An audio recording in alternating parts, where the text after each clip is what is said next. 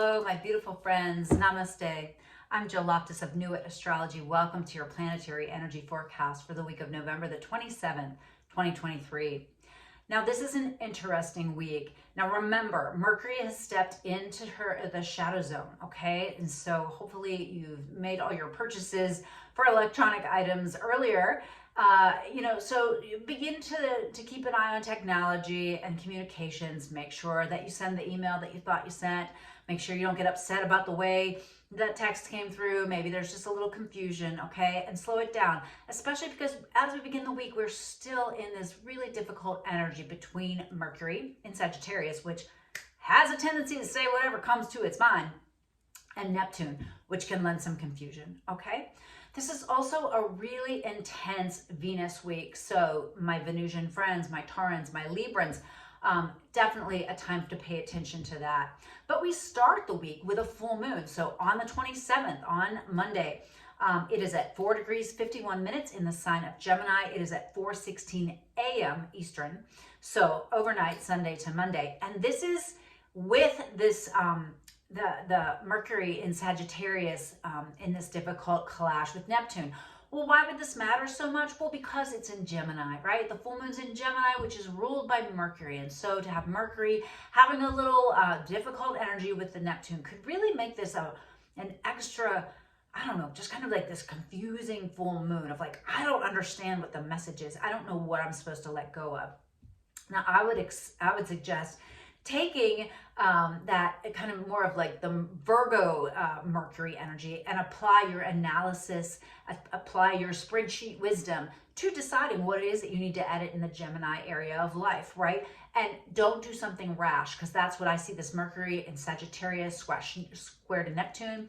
I see somebody like going out under that full moon and just manifesting something or cutting a cord, and then later you're like, man, what was I doing? Okay, so try to make sure if you're going to ritualize this full moon that you do it with the wisdom and intelligence. Now, this would be whatever or wherever early Gemini is for you, but typically Gemini has to do with communication, with mind, with expression, with siblings and neighborhoods. So you may wish to create your rituals around those basic ideas and letting go, acknowledging blessing and letting go, letting that cycle finish so that a new energy can flow in, okay? Now, we also want to watch the very next day. On the 28th, the moon is void from 8:03 p.m. to 1:54 a.m. Eastern on the 29th.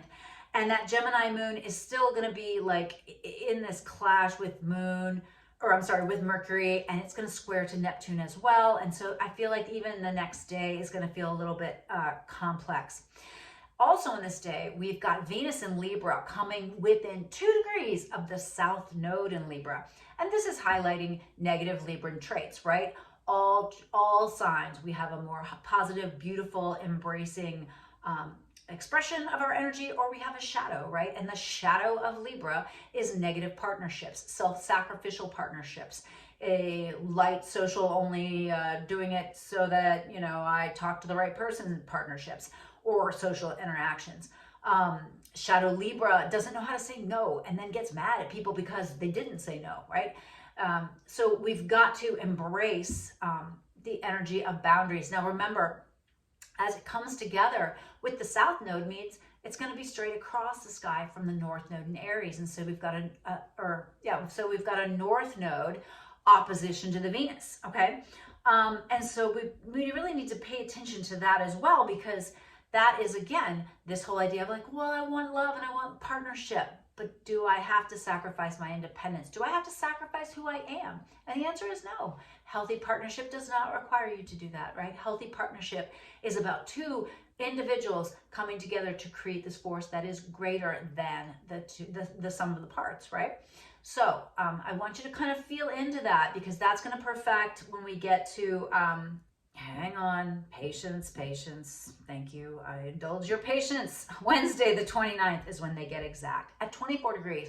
So do you have any precious points, planets, or anything at 24 Aries or 24 Libra? Do you have it at 24 anything? You're definitely going to feel the lessons coming through. You're definitely going to feel the potent power of this.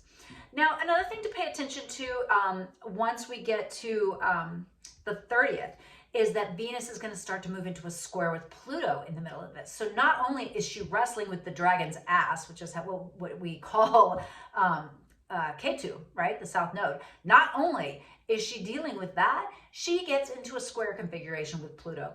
Now, this is the last time Pluto and Capricorn will square Venus and Libra in our lifetimes. Again, we're wrapping up this Pluto and Capricorn lessons, but the final power struggles will be revealed, right? And if you have any issues with authority figures, bosses, men, your daddy issues, and this isn't just for women, right? I mean, Venus is the Venusian love energy, and it doesn't just mean women, but often means women, right?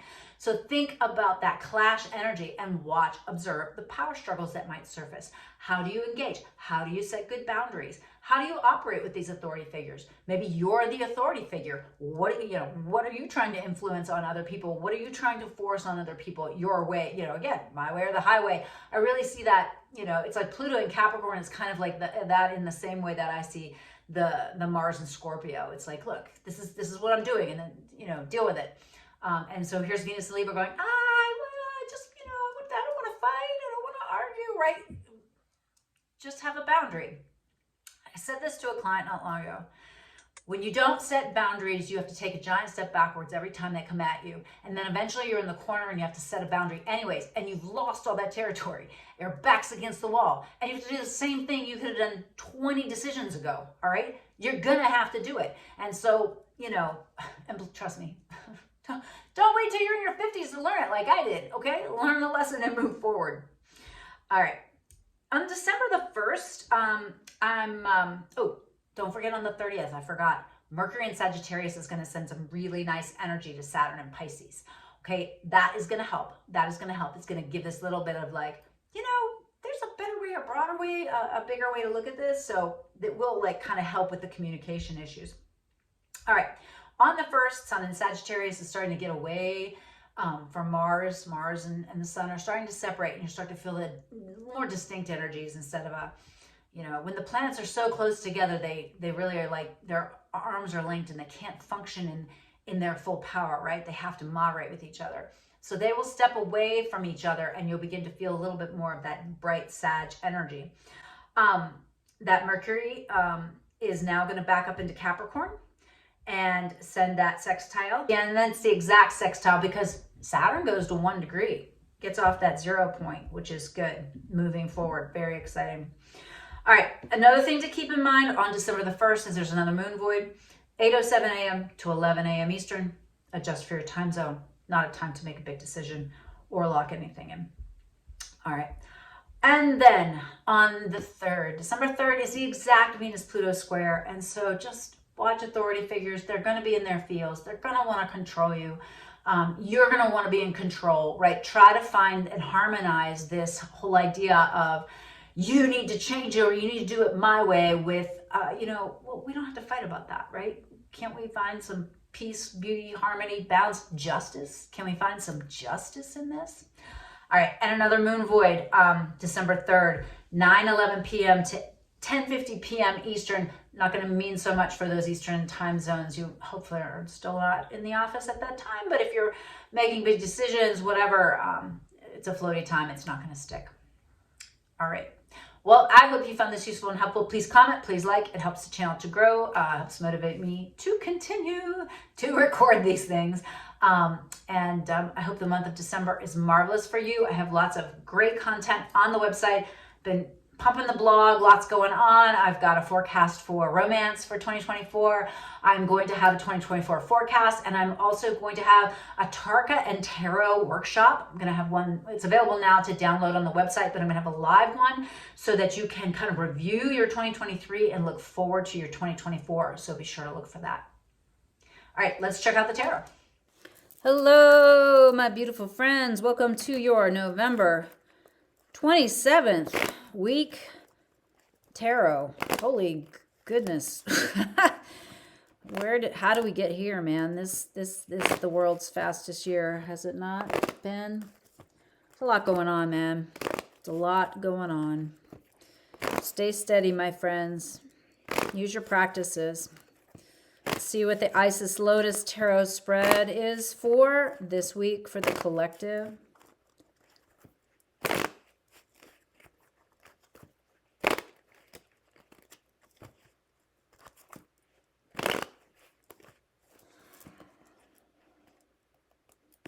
Okay, it looks like this. It's this. Yes, okay. All right. So the environment, the past, where we're coming from, we've got this 8 of Pentacles. And so we did get this last week on the one side of the spread. So it's like this preparation phase. We're learning new skills. We're gathering information. So really think of you as a student of life, right?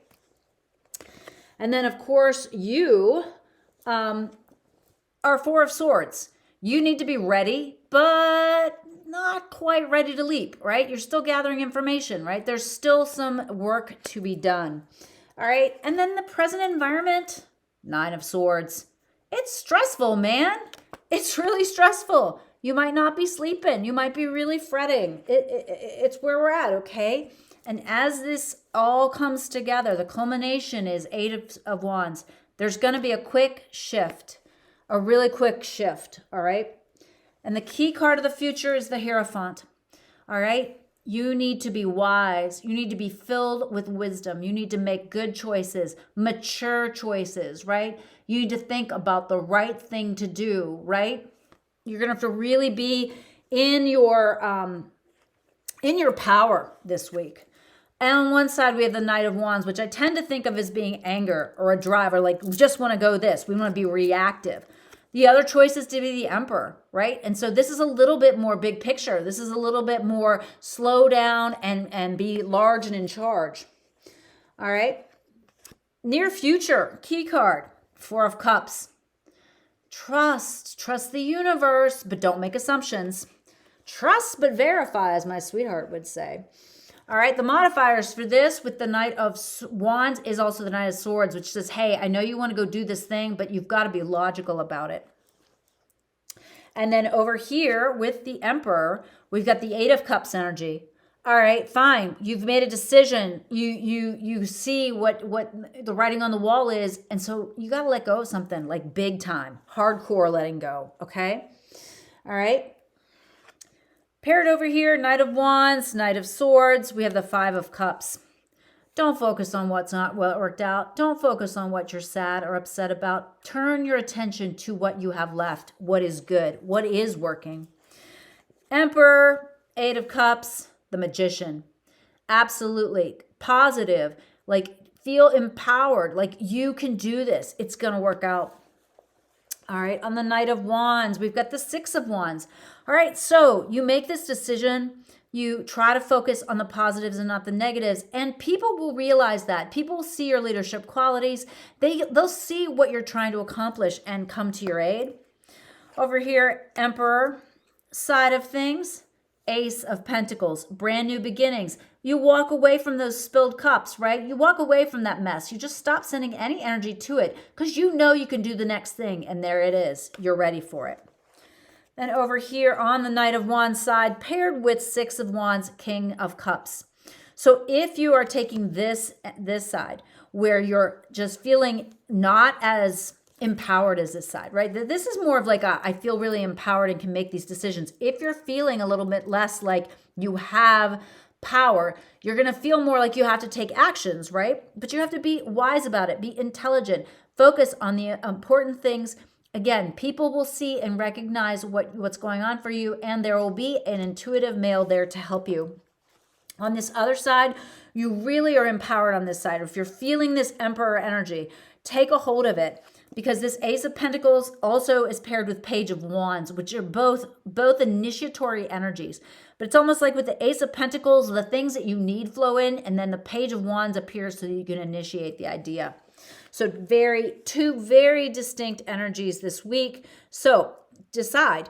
But you have to, this is adulting to the max this week, all right? And so you're either going to feel like you need to make a really quick, action, like really take action right away, or sit back and really work with your master plan, work with the big picture here. Wow, big energy, powerful energy week. All right. Well, I wish you the best. I hope it's marvelous for you. I'll see you next week.